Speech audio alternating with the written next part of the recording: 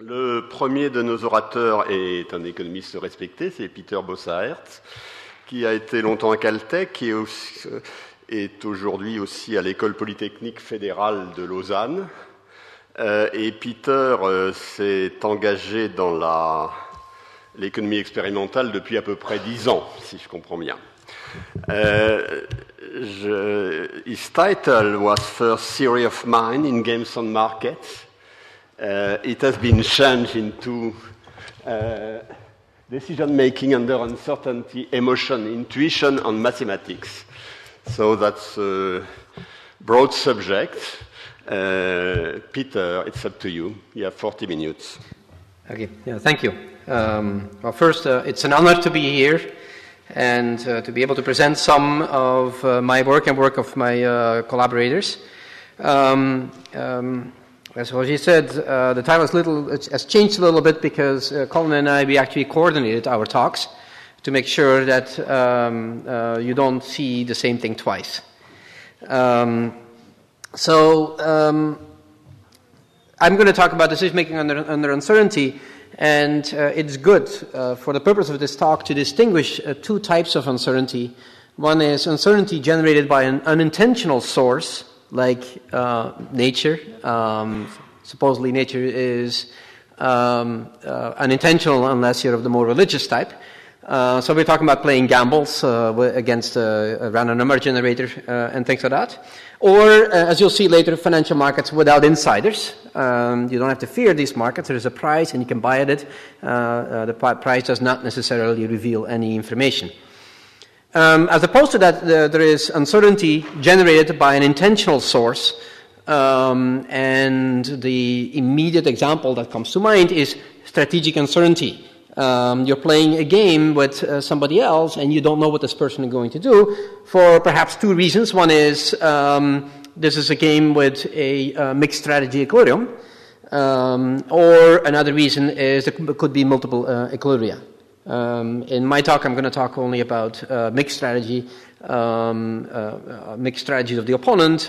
Colin is going to expand on this. Another example that's actually less obvious is financial markets with insiders. That is, you're playing in this competitive market, but you know there are agents out there that know better than you do, or everybody has a piece of information, and that information gets aggregated in the price. You have to be careful then. When you trade, because you can run into a winner's curse. Right? So that's the picture to start with. There are two types of uncertainty, intentional and unintentional. My next slide will basically tell you what I'm going to try to get across to you. I think I'm going to try to, with 4 examples, to get 5 messages across. One is, it is possible to describe the functionality of emotional brain areas in terms of mathematics. What I'm going to do is actually, I'll give you an example where we look into anterior insula, which is very much associated with emotional reactions, even empathy. And I'll show you that you can actually understand the functionality of that part of the brain also by using mathematics. The same thing is going to be true with intuition. So I'll talk about theory of mind, mentalizing, and show you that actually parts of the brain that are engaged in mentalizing, like paracingulate cortex, are doing specific mathematical calculations. So that gives a little bit a better idea of what theory of mind is about. These are insights, that's a third message. These are insights that come from parametric modeling of functional imaging data. So most of what you see today is not simple contrast between black and white, two situations, but really parametric modeling, attempts to modeling the signal that you see in fMRI or EEG or whatever means you use to look at the brain. The fourth message is then kind of obvious, you can understand, and I think this is reflecting a little bit the discussion this morning before in the introductory session, namely that economics provided the parametric models for this, as you'll see. Even if some of them are incorrect, they give you a very good benchmark as to how to think about signals that or encoding that's happening in the human brain.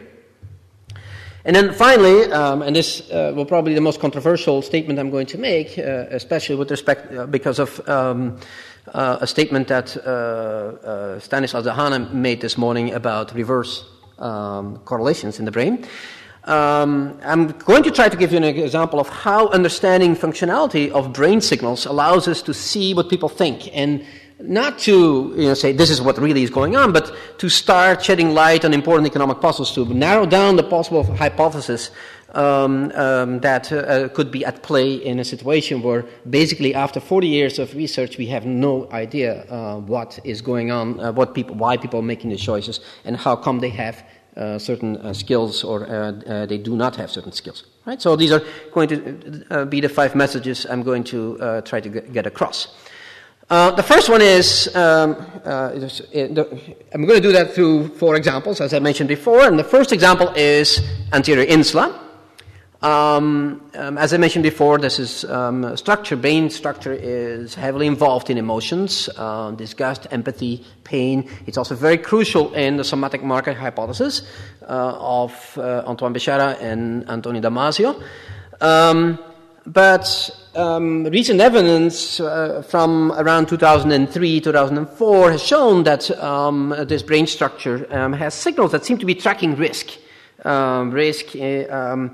Defined in a very mathematical way, a way that a decision theorist would do.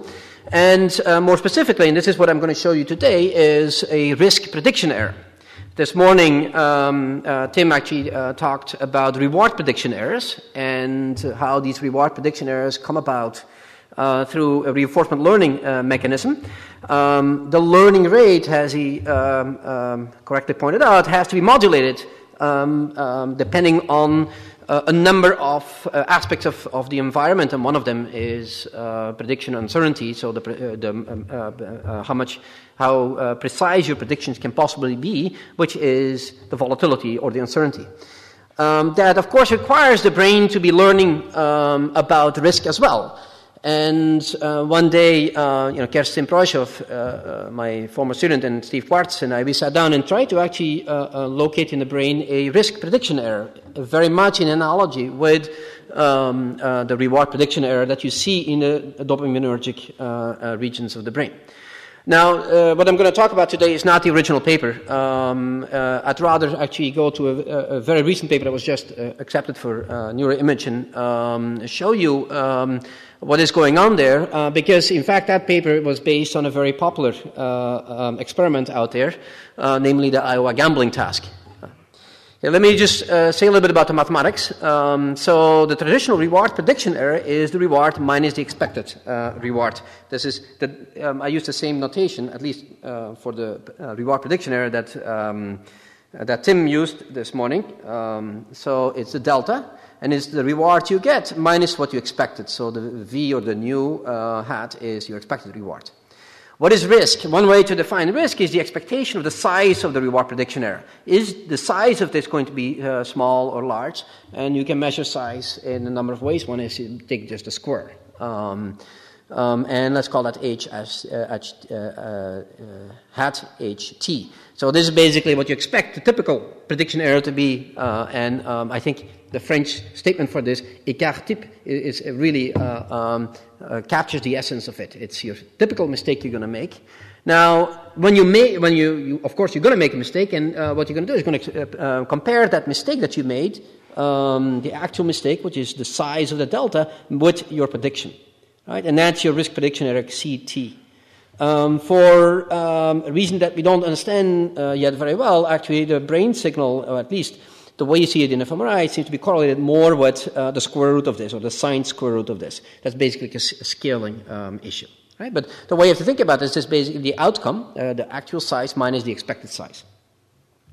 So let's see how this works in the Iowa gambling task. I presume that you're all familiar with this. This is a task that the Damasio-Béchara group developed to understand decision-making by brain lesion patients, especially ventromedial prefrontal cortex and amygdala patients. Basically, you have 4 decks of cards, and you can pick from these decks. And if you pick a card, then basically you're going to get some gain and maybe some loss. So red is all the accumulated losses, and green is the gains. And of course, you're only interested in the net gain. So you want the green bar to be as far as possible to the right, and the red bar to be as low as possible to as far to the left as possible. You have no idea what is behind these, or what is behind these cards, or what's on each deck. You basically have to learn that. This is, for the mathematicians among you, a very difficult four-armed bandit problem. Unlike the classical mathematical versions of this, you have no clue. You're not even given the information that the variance, for instance, is equal. Basically you start playing this gamble. And so here is time, and here is 0. I just took that out of the paper as a snapshot. This was one of the outcomes in their experiment, where a subject actually was picking from the decks, and the black line is the actual payoff. And you see, the person got small payoffs, and then all at once a big loss. That's basically when red started jumping enormously. If you look then at the reward prediction error, you can clearly see initially this person thought that actually that the payoffs were going to be very, very low, and after receiving some positive payoffs, he's really surprised. So he gets some positive prediction errors. And then, of course, when this big negative prediction error arrives, so by that time this person had high expectations about the next payoff, there's a big drop, as you can see, a big negative prediction error.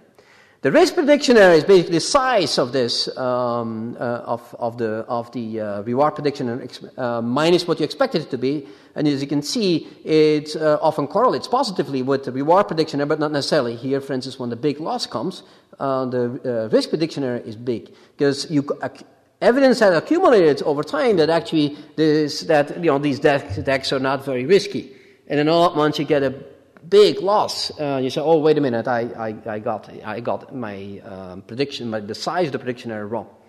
Right? So what we're going to do is actually we're going to the brain with these signals and try to identify where they are located. Now, for some we already know this, like for instance, payoff. We also know it for reward prediction error. You will, in imaging data, you will see this in striatal areas, ventral striatum in particular. Also caudate, because this is an instrumental task. But where is the reward, the risk prediction error? So that's basically the size here. And so that's, as I mentioned, in this paper by Decremont, Lieu, and van der Linden and Bechara, in this forthcoming Neuro-image. And what they did is actually they modeled learning based on a simple risk Wagner learning rule for both risk and reward. Right? In fact, the reward learning rate is modulated by risk, very much like in a paper that I published with Kerstin Preusshoff. And in fact, I shouldn't go much in depth with this because it's very similar to what Tim was explaining this morning. And here is the main result. There's a number of results. I focus on the important thing for this talk, which is what happens in INSLA. What you have here are the t-values of the correlation of the brain signal in this anatomical region, the insula, with the three the three aspects of the reward process. Namely, one is the payoff. The second one is the reward prediction error, and the third one, the big one, is the risk prediction error. As you can see, the t-statistic is 6, which means there's brain, the activation in anterior insula is very highly correlated with this mathematical concept called risk prediction error. Basically tell you that brain structure that we associate so often with emotional reactions is very much also involved in encoding something that's very mathematical, which doesn't mean that actually this is orthogonal to the emotions, but this may be actually part of the emotional process in calculating or in doing optimal learning. Incidentally, I didn't put that here because I didn't know exactly what Tim was going to talk about, but you see the same signal in anterior cingulate cortex, the region that he referred to this morning, which is why I asked him the question of whether it was risk learning versus modulating the learning rate that you would see in anterior cingulate cortex. So that's the first example, anterior insula, an emotional part of the brain, which is just mathematics. And we're able, with parametric modeling, to come at a little bit at a better understanding of what that brain structure does, and hopefully one day also be able to say a little bit more about what emotions do in our decision making, right? Which is something that we are very much interested in. Second brain structure is paracingulate cortex. So the frontal part of the prefrontal cortex, which we know is activated in mentalizing tasks, in theory of mind tasks. And one example, since Gallagher and Fritz and McCabe's papers, show that actually this is involved also in playing a strategic game with an opponent. And what distinguishes the games that actually they looked at is that they have mixed strategy equilibria. So there is strategic uncertainty. You don't know what the opponent is going to do. So now it really matters to think about what the intentions are of your opponent. These two studies are based on a simple contrast between playing against a human opponent and playing against a computer, not just any computer, but a computer that the subjects knew was using a program which was a very simple adjustment rule to the outcomes that came out of the game. And that contrast showed, among others, paracingulate cortex, but also superior temporal sulcus as being very much activated. What we were interested in is understanding what does it mean formally. What is what are the computations that are going on in, for instance, paracingulate cortex? Right?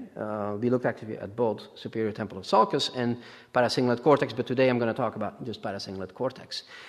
Because we want to understand we want to better understand what mentalizing is about, right? And here again, economics comes in. Actually, very recent economics. And it has to do with learning in games. So if you look at game theory and attempts of both the theorist and the experimentalist to understand how people learn to play a game, a repeated game against the same opponent, we distinguish actually four theories. One is simple reinforcement learning. And the way I have to interpret it here is you choose an action with the highest experience payoff. So I tried to go left all the time, and that seemed to be working. I have basically no need for strategic insight. I just try whatever works. Fictitious play is a little bit more sophisticated. That is, you try to best respond. You're already a game theorist. You try to best respond to the past pattern of the actions of the opponent. Now you follow the opponent. You try to track what the guy is doing, and you see that most of the time he goes up, which makes you go left as a result. You'll see that in the game in a second. And then you can have some mixture of reinforcement learning and fictitious play that seems to be going on. Actually, what people are doing, experience-weighted attraction learning, which Colin worked on with Tech Ho. And then we have something actually that has escaped most of the attention of the game theorists, which Colin calls teaching, which we called influence. I don't particularly agree that this is a good term for this, but let me explain what it is. So when you do a fictitious play, right, you try to best respond to the patterns of your opponent's play, right?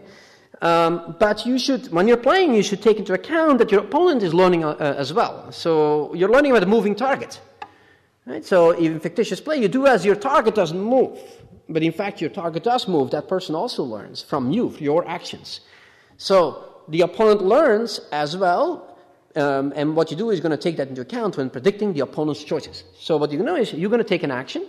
So let's say I'm going to go left, and you know that when you go left, the opponent is going to change his or her beliefs in a particular way, and you take that into account when you're actually going to best respond next time, right? And what you found is the signal in paracingulate cortex, or in the theory of mind regions, is exactly related to the latter, and it is very much a prediction, a reward prediction error. That is, you look at what your reward would have been if you hadn't done this. You look at what the expected reward is based on this, and you look at the actual reward based on the play that you're going to undertake. And so to give you an idea how we found out about this, so we take a very simple worker-shirker game. So there is an employer against whom you play. You're the employee. The employer can inspect you or not inspect you. You can work or shirk, and if you look at the payoff matrix, of course, we set it up in such a way that the employee prefers not to work, and the employer prefers not to inspect. Right? This, with this particular payoff matrix, this game has a mixed strategy equilibrium. You can do, our subjects played this against a human opponent, an actual human opponent, in several trials in a row. And so you're trying to figure out what the employer is really thinking about you. You're trying to do fictitious play, and you're trying also, at least some subjects, to understand the influence that their actions have on the beliefs of the opponent in order to better predict what the opponent is going to do next, and then best respond to that. And it's the latter that actually we see in the paracingulate cortex. So here's the main picture for at least paracingulate cortex, so you can see the location. This is basically identical to what you see in Gallagher's and Fritz's paper, or what in McCabe's paper. The only thing is that this signal now is obtained parametrically. That is, we looked in the human brain to find the reward prediction error for this influence aspect. Right? So what's the effect of my actions on my rewards in the future? And am I making mistakes there? And the mistakes, the real prediction errors, are encoded there. What's also interesting is that this signal is correlating with the intensity with which the subjects were involved in doing this influence learning, I should say. If you look at their behavior, you can fit the model with influence learning to their behavior, to their choices, and then see on the right-hand side who is more involved in this, trying to predict how the opponent is going to change his or her strategy as a result of your own actions, and what effect that has on your rewards. And here you have the the more strategically unsophisticated people who just do fictitious play, right? So they think they're playing against a computer that doesn't change the algorithm at all, and you just try to best respond. You try to figure out what that computer is doing, and then you try to best respond to that. And if you look at the signal strength here, how much the correlation is between the influence signal in the theory and the signal in the brain, in fMRI, you can clearly see this positive correlation. I think Stanislas also talked about it this morning. We have to be careful with interpreting imaging data. I should just say that actually the x-axis was not used to determine this activation here, right? So they're basically orthogonal exercises, so it was nice to see some nice correlation here. All right. So what does that mean? We seem to, we start to unfold or to discover exactly what it means to be mentalizing, to do theory of mind. And I think Colin actually will explore this a little bit more, because there's a lot more going on at this. What we also found is actually this is related to basically higher order thinking, hierarchical Bayesian thinking. And you see activation in those brain regions as well in such task.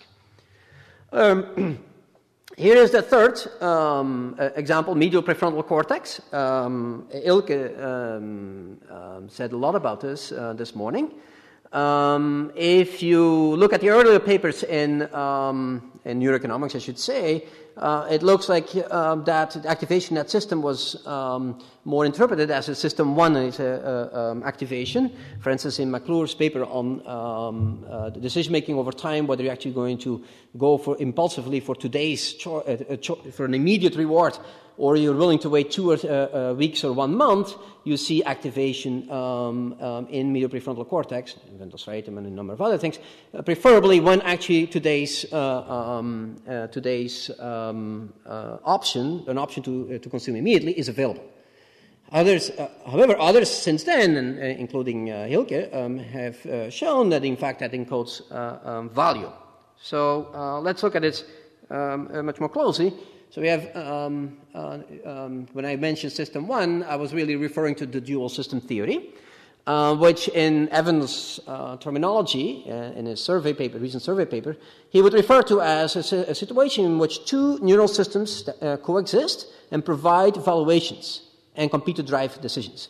So what's important is, of course, the coexistence, the valuations, but we now, after listening to Hilke's talk, we know a little bit, first, where to look for in the brain, and second, how to interpret what that means, and competition.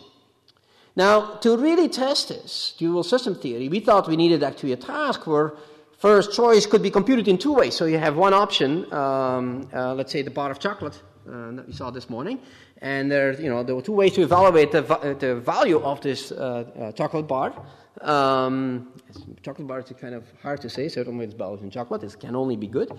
But I'll give you an example where you can actually compute the choice in two ways. The two valuations have to imperfectly correlate throughout the entire experiment, and that's actually not very obvious to find situations where that is the case. And more importantly, subjects show about an equal tendency to follow the advice of either valuation. That's misspelled. To follow the advice of either evaluation. A lot of system theory examples in the neuroscience literature have situations where you have a number of subjects who tend to be more using system 2, and another subject follow system 1, and then it becomes basically an inter-subject analysis. Now we want to see that within a subject. Let me just go to the task and then show you what we found. So this is a task with 3 doors. And in every trial, there is a present behind one of the 3 doors. The probability that the present is behind the first to the second, first to the third door is fixed, but non-equal. Right? So it could be that most of the time the present is behind the second door. Then we ask the subject not to indicate a door where the present should be, but actually to rank the doors. So what is your first choice? Here it's the middle door for the subject. What's your second one? It's the right door. What's the third one? It's the left door. And then, there is some blank screen, and then we give them some feedback. The present was actually behind your choice number 2. Now, here's how we rewarded subjects. If the present was behind choice number 2, like here, they didn't win and they didn't lose anything. If the present was behind their first choice here, then they won $1. If the present was behind their third choice, their worst ranked door, then they lost $1. Right? Now you have to basically figure out how to rank. One way to do that is just try and see. This is basically a very primitive version of reinforcement learning. I try this. For instance, I try 3, 1, 2. If after a while I see it doesn't work, I'll try something else, like 2, 1, 3. Another way is to actually do it fully optimal with a Bayesian approach, in which you actually have to follow the probabilities of payoffs in each of these doors and then try to find the maximum probability and the minimum probability door. The value of the game then is basically the difference between these two probabilities, the maximum and the minimum probability door. So now both systems generate a value signal.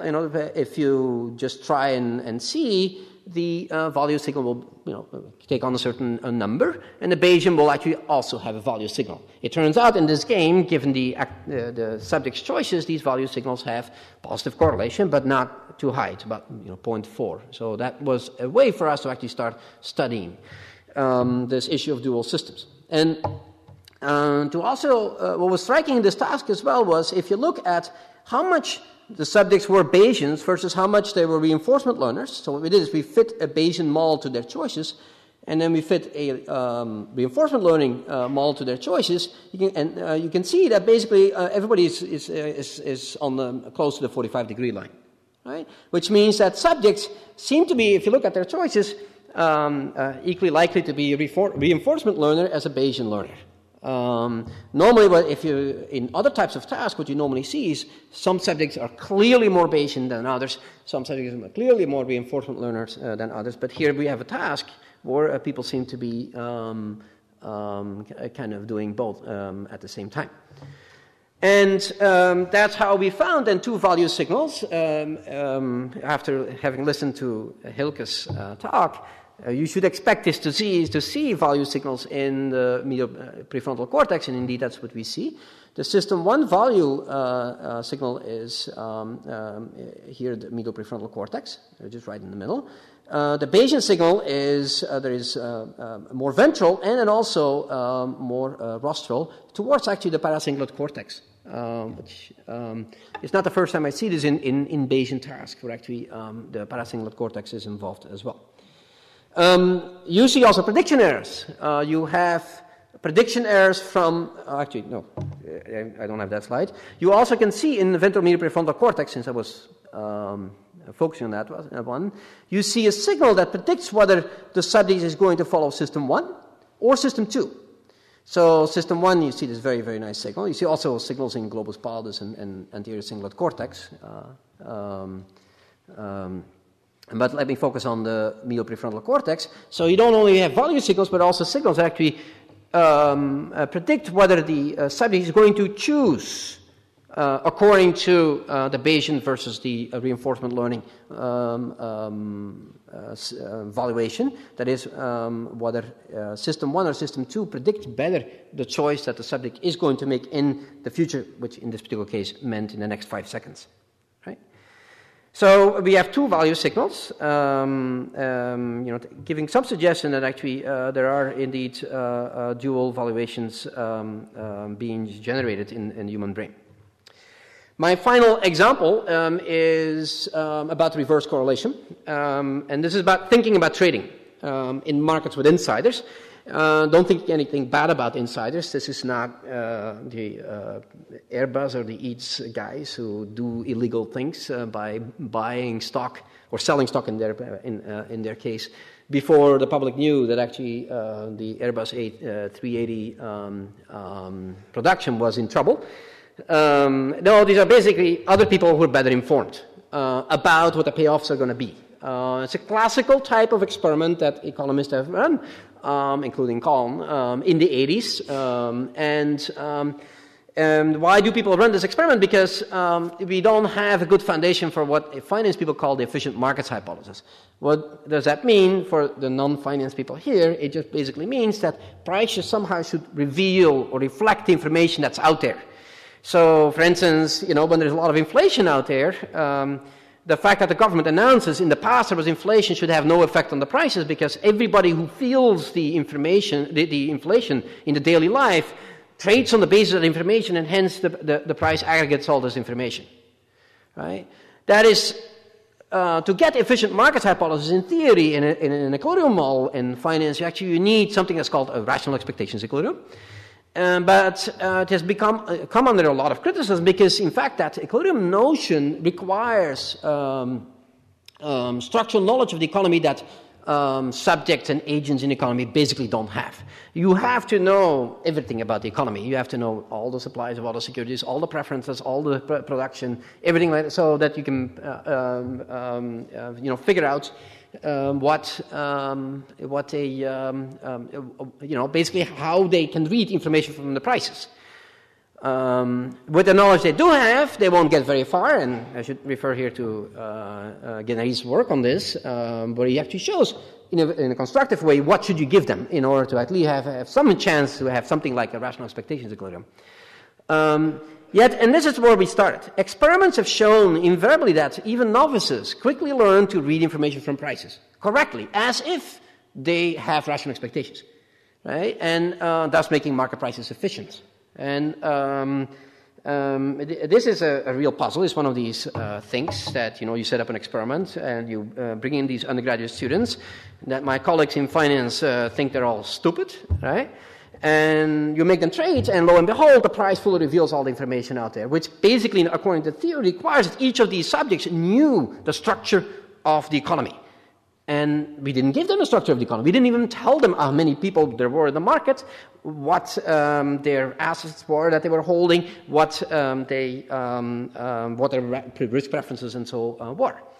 So we were thinking, since we actually take these stupid, quote unquote, undergraduates, we thought we may be engaging a very fundamental human trait here. So what we wanted to do is actually just look in the brain and see what people were thinking while they were exposed to such markets. So as we did, we set up an experiment where we replayed the order flow from a prior experiment where there were insiders or where there were no insiders. So we took a very, very nice contrast.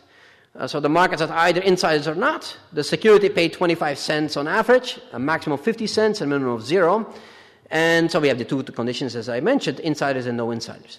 Now, what they were seeing was this movie here, which is a graphical representation of what we call in finance an open book, the trading mechanism, the activity in a market.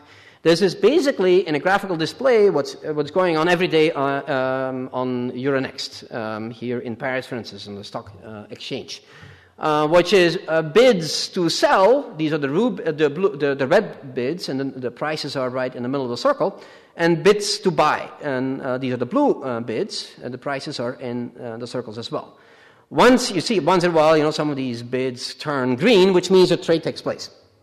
Right? And subjects were looking at this while they actually were exposed to the risk. So they were holding a certain number of, for instance, this security here, and they were just seeing what was happening in the market to their stock. Right? And then we compared basically two situations. One is where the markets had insiders against the situation where there were no insiders. It was the same flow that you saw there, and we contrasted the two, and here's what you get.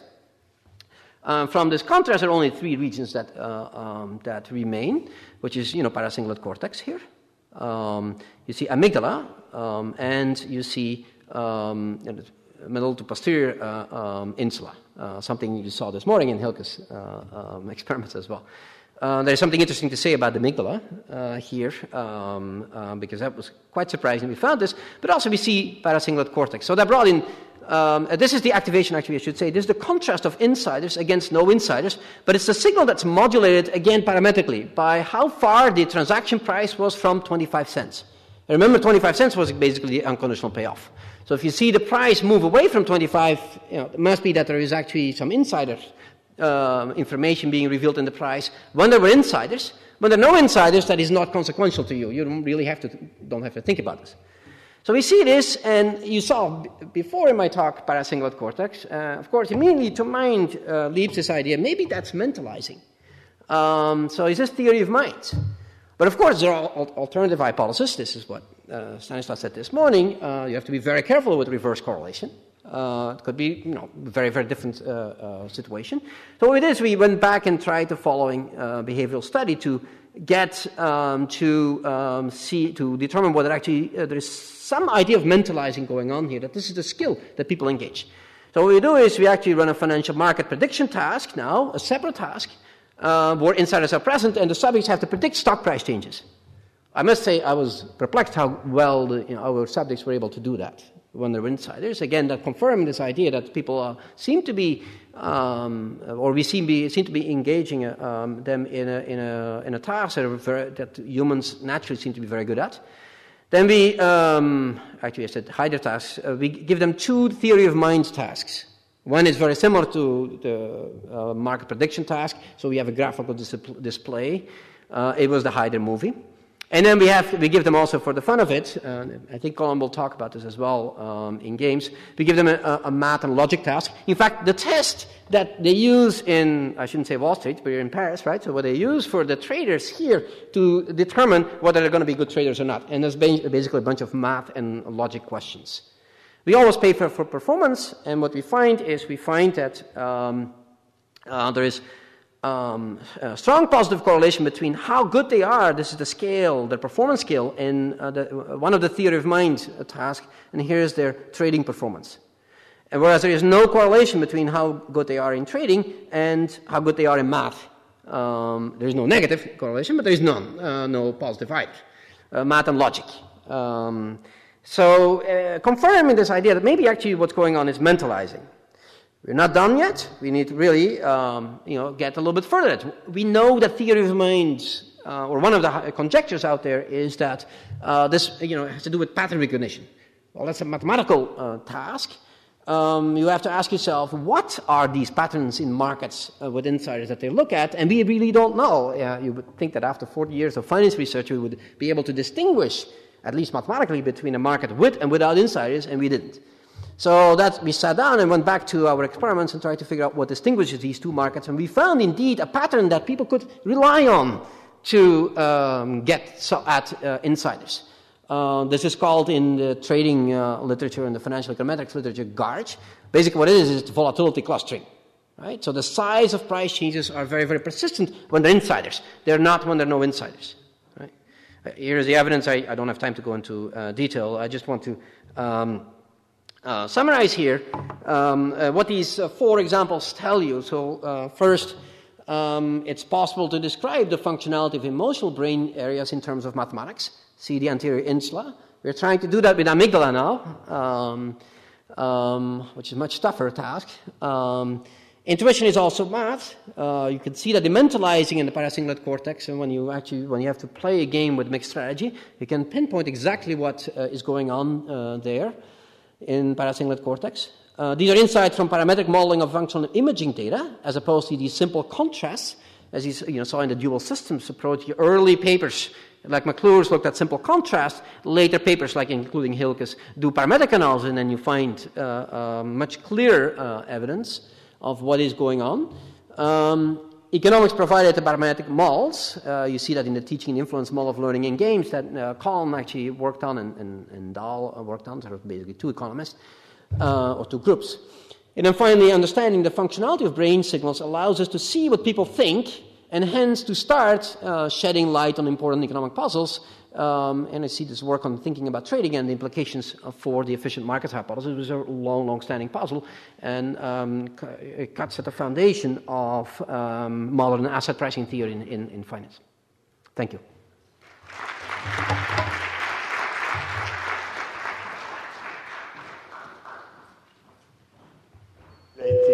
Talk. I have some personal comments, but before some questions, I'm sorry. Before I ask who wants to raise question, Jean-Pierre Changeux. Vous pouvez demander des questions en français si. Oui, merci pour votre présentation qui est extrêmement détaillée et précise. Je suis un petit peu perturbé par, disons, votre méthode d'approche, parce que vous nous donnez un certain nombre de tâches et vous nous donnez un certain nombre de localisations dans le cerveau, comme si ces localisations étaient indépendantes les unes des autres, comme si on était en fait dans le contexte de la phrénologie et des facultés telles qu'on le concevait au XIXe siècle.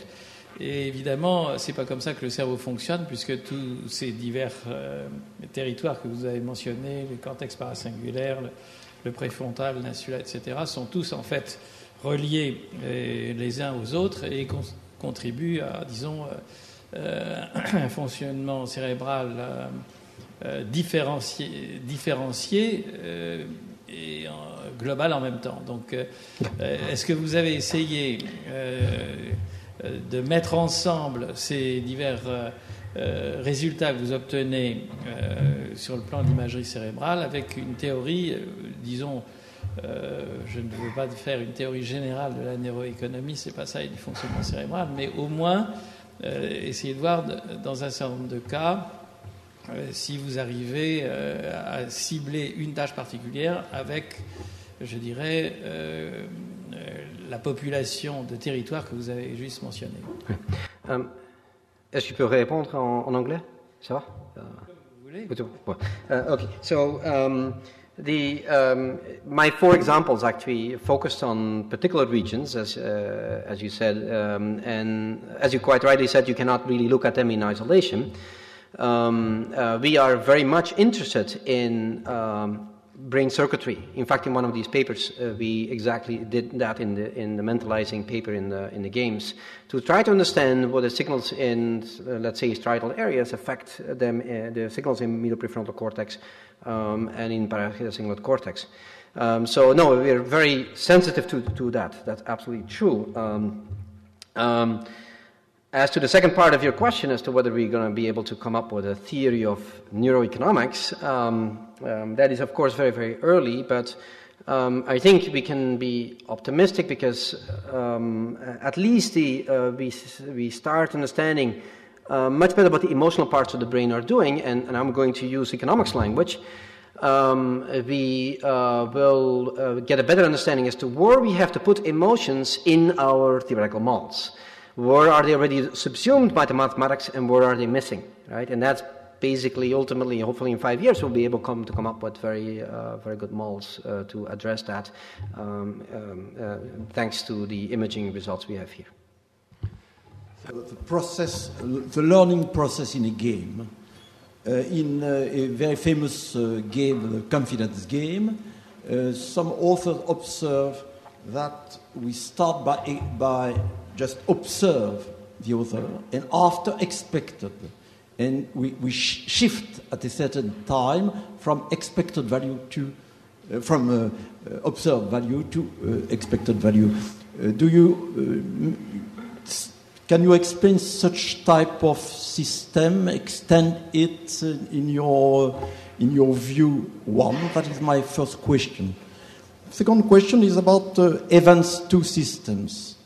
Is it correlated to another view that for risk there is, as you have written yourself, different parameters? One is the expected value, the other one is the variance. And you mentioned that, in fact, the two systems are different and closely related in the final evaluation. There is a relationship between this view and the two system events, and in what sense? Okay, I think for the answer to the first question, I should defer to Colin, if Colin is going to talk about this paper with Megan about, because that is, they analyze very carefully what happens over time as you're playing a game from what happens out of equilibrium when you're not playing the equilibrium yet to the point actually you basically have established your expectations and you play equilibrium, right? So I will defer to Colin for that. Second thing is, so your second question about dual systems, does it have anything to do with what we find in the brain that actually when you give people a task of uncertainty, involving uncertainty, you see activation that seems to be going in the direction that valuation is done using a mean variance trade-off approach, and other activation that seems to be expected utility, where basically people look at states, assign probabilities to them, and then look at utility in each of these of the outcomes, irrespective of the states, and then add everything or multiply everything together. You refer to the work that I have with Mathieu Dacremont about this. That is not imaging work on it, and it's just like most of the literature on dual systems is behavioral, and the behavior results seem to indicate that there is a dual system approach in the brain. But I would be very careful with interpreting it like that, because there are alternative ways to interpret from a neurobiological basis the same behavioral findings. In particular, a biasing signal that parts of the brain give to a normal operating decision system. I think inferior frontal gyrus, for instance, is a standard candidate for that. And this may be true also in the mean variance versus the state, the expected utility approach. So we do not know, and I will only be able to tell you if we, after we have analyzed the imaging data that we did for our task. Just maybe I intervene here after that. Yeah. So, first of all, we talk during the lunch about rationality and so on. But what you call the influence learning is not so hugely far away from the rationality idea, because you try to find your best response, given that the best response of the other can change, and that's your kind of mental process. So that's the first point. I don't know whether you agree or disagree. The second point, in the type of work I have been interested, I don't fully agree with the fact that we prove that they cannot go too far in the process. It's true as inductive stability, so stability of expectation, is true as far as inductive stability has to be global. You start from nothing. It's not true as soon as inductive stability has to be local, in the sense that you are asking how stable is the expectational coordination process, and then you can come back to the type of, in your experiments, it may also be the case that the local inductive stability is sufficient to trigger convergence after a while. For example, I want to say, and the general message is not that when you take the local viewpoint, the general message is that the plausibility of coordination in the set of rational expectation depends on some parameters. We try to identify the parameter it depends on. For example, on the efficient market hypothesis, a student of mine, Gabriel Desgrange, has shown in a standard Grossman-Stiglitz model that local stability is ensured as soon as the market does not transmit too much information, so that the people can trust more the information on the market. So I'm not sure, I don't understand enough your example, but my guess is that your example falls in what Gabriel found as stable, and that the result of the experiment may not contradict this rather abstract view of the problem.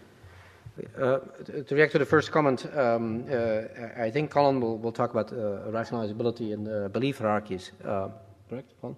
So he will be able to give a much better response to that question. The second is, in fact, in our experiments, what I didn't tell, there's a lot of detail in that. The noise in the system, I mean, from a noisy rational expectations point of view, went from very, very high to very, very low. The activation you see was not dependent on that. The ability for the market to get to the noisy rational expectation equilibrium did depend on that, confirming your theoretical work. Yes, there is. We actually now have the data to get to issues like the ones that you have theoretically addressed, or Gabriel Lagrange has looked at, right? Yes. Thank you. Stanislas a renoncé à sa question pour le bien-être collectif. Donc, je ne sais pas si c'est un comportement altruiste ou de glow. Thank you very much, Peter. Yes. So the next speaker